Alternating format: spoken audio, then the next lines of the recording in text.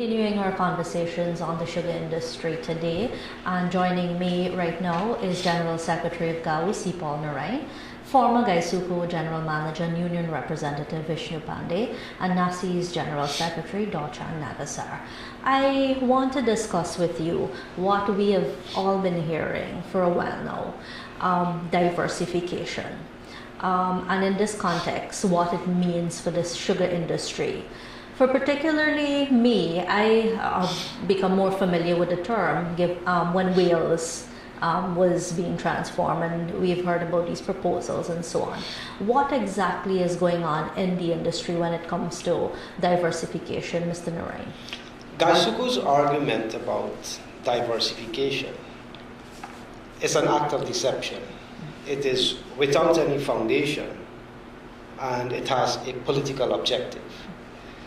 I say this because diversification, particularly with the other crops in Gaisuku, is not a strange issue.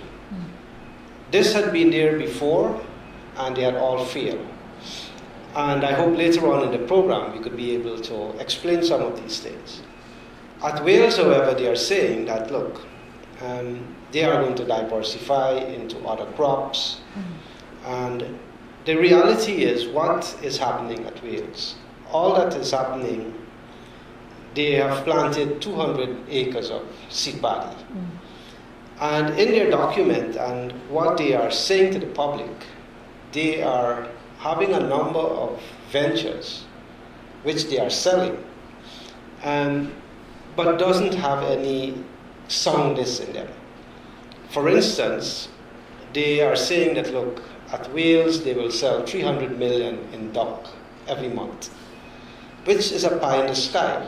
It's unrealistic.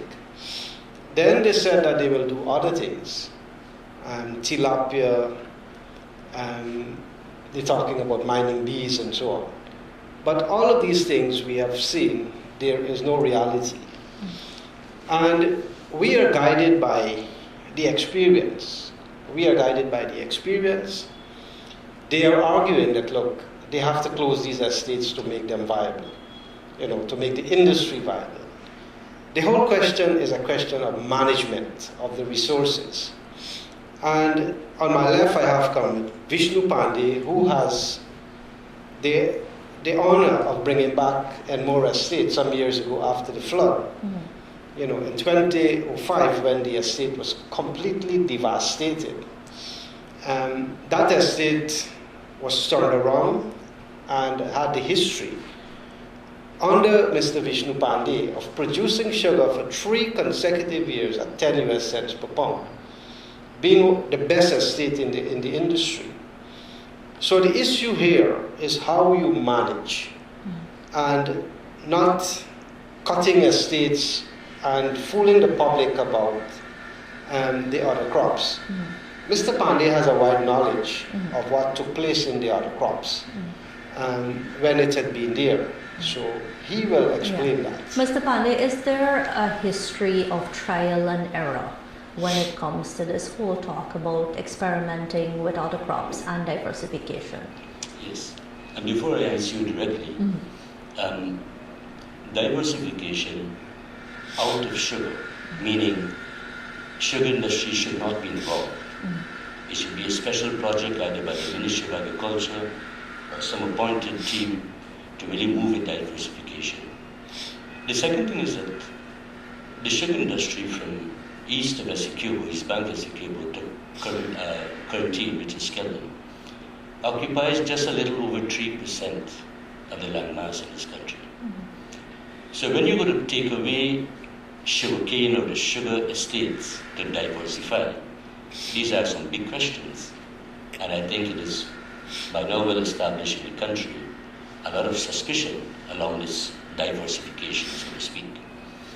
And to answer you directly, we have had these things tried before. For example, adverse sales, which is now Perfect Harmony Housing Scheme.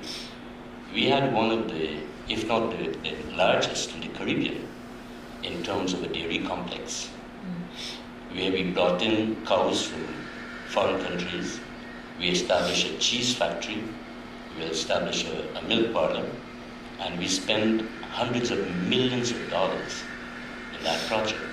Now we're hearing today about cheese and milk and dairy products again, but we haven't heard what really happened to that massive project where the Guyanese or the sugar industry's money was spent in the tune of hundreds of millions of dollars. What really transpired? There is no report, there is no document, there is nothing that is done, an audit, so to speak, so that the population can hear where did we go wrong, what were the problems, what resulted, and what new would we bring on the table to ensure that we don't repeat the failure again. We take Enmore, for example. You had large silos were built there to the tune of hundreds of millions of dollars. Diversification in terms of cassava, beans of various variety, and it was all set up there. That was a total failure. In terms of fish, we know that it was introduced at Clermont, the crawfish. We sent people overseas for training. We spent millions of dollars there again. It was a total failure. And in many other estates where you had these, what is now called crop diversification, they have all failed. The big question is, why have they failed? The next question is, do we have sufficient proof that we are going back into the said ventures? Why it wouldn't fail again? Well, that's why my question was this trial and error, because it doesn't seem that there are a lot of sufficient answers to inform other decisions as they move along. Because one would have thought over the years, they saw that some of this didn't work. Why are we venturing into, other areas of what they're calling diversification? What would you recommend? I would recommend that if there is need to get into other crops, it must be totally separated from Gaisuku. Because what's happening, this whole question about Gaisuku cannot survive, cannot be sustained, which in my view and my opinion is not really so. This whole question of Gaisuku cannot be sustained. And when you have the management of the organization venturing into crop diversification, it's quite clear that that's where the attention, that's where the energy, that's where the focus will be. And automatically, sugar will be sacrificed. I give you a good example. This is a bit of deviation. Sure. You look at Enmore Estate with close to about 80% of the cultivation that is mechanically friendly. And yet we hear that 40% of the canes were left on ground in the first half of this year. Now these are highly conflicting causes. Yeah. While you had a set of mechanical harvesters lying at Skeldon, which didn't operate for the first half of the year. The point I'm making, this speaks clearly about mismanagement, lacking of planning, proper planning, lacking of a strategic plan for a crop, etc. And the whole idea is, in my view, Enmore is slated for closure. So why worry? Why strategize? Why waste time? Why sit down and plan? This is the type of mentality and the type of thinking that will happen in the management of Gaisuku. The focus, therefore, is on aquaculture. Now we heard about even simple tilapia and dairy products. We have actually spent in Gaisuku close to over $3 million already. And these projects that they're talking about diversification will not come into fruition for another 10 years. In addition to that, 60% of the entire projects will have to be funded by foreign investors. Now your question about what's really happening. We don't have a marketing strategy. We have not established who the investors. We don't know where they, but what we began to do is to close locations and we kind of saying goodbye to diversification on other crops. I think that's where the problem lies. Mr. Nagasar, your union, NASI, obviously the people that you represent would be affected. Have you been able to analyze what that would be? What effects? The effects on employees as a whole, in terms of the junior staff or ordinary workers or even managers and security guards, is that they will be out of a job. They won't have an earning when the month is up. Their family will suffer in terms of financial backings, in terms of education, furthering their studies and so on. The community will fail in terms of small businesses.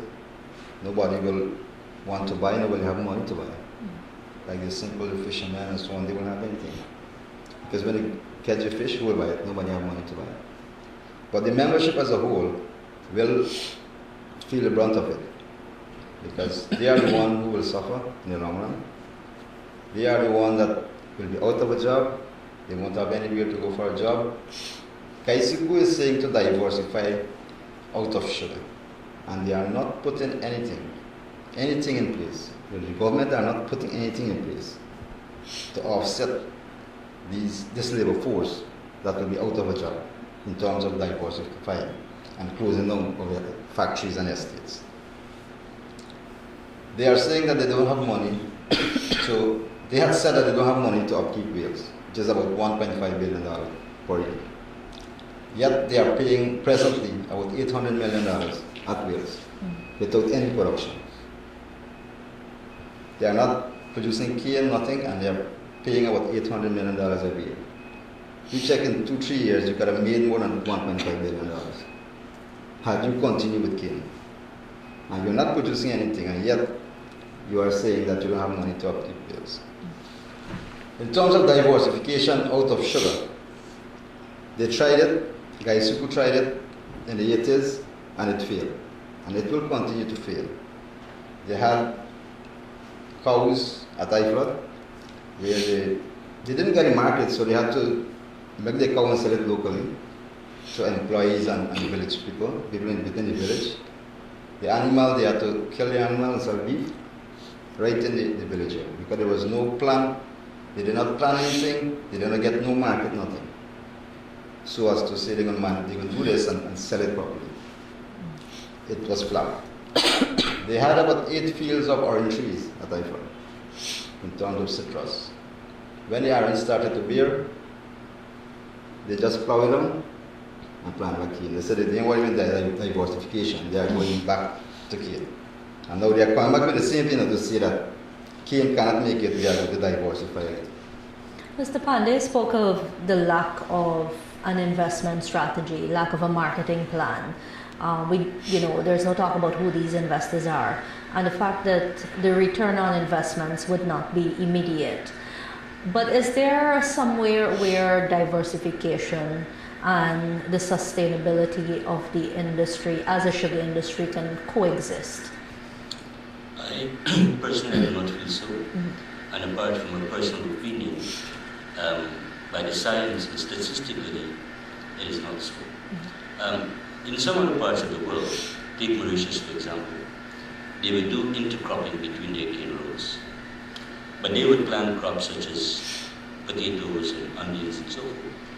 We are not by virtue of our soil type and tropical conditions, but allow such to do. But I want to perhaps put it this way. The first strategy for the sugar industry at this stage, it is to move to achieve 300,000 tons of sugar. That's not the potential. We're talking about the 350,000 minimum, but to produce 300,000 tons of sugar.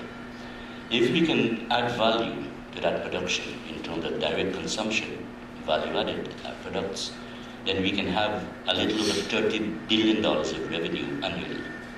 That by itself, when you look at the expenditure of the industry on an annual basis, can see you being sustained. That does not take into consideration byproducts such as molasses. You can move into cogeneration, you can move it into refinery. So the sugar industry at this stage, it is not that the world is seeing something where sugar, a commodity, no longer has its demand. As the world population increases, and with confectionaries and other businesses sprouting, sugar will always be in demand. There's no question about that. What has to happen? It is that you have to have the set of people who can forecast, look what's happening around the world, and fashion your thinking so as to keep abreast of what's happening while you keep yourself surviving. So the question about having the other crops hinged to the sugar industry, it's a no-no. It will definitely be a sharing of ideas, views, and opinions, because while they're all agricultural crops, they differ. All our lands and industries are so geared and so designed in every single thing for sugar. You'll have to make changes, and as I said earlier, 3%, you have 97% of the entire country still available. open up plants elsewhere, create more employment, increase the economy, and I think that's the way to go. That brings us to almost the end, and I just want to ask Mr. Narain, if you had a recommendation when it comes to addressing this particular issue, what would that be? My recommendation will be, one, to look at your management. Ensure that you have an effective management that could properly handle the business.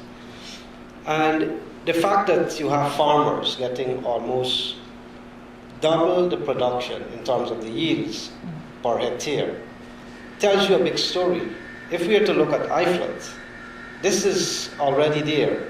Lands that were abandoned by the company, given to farmers at the same land, here it is that the yields are that high.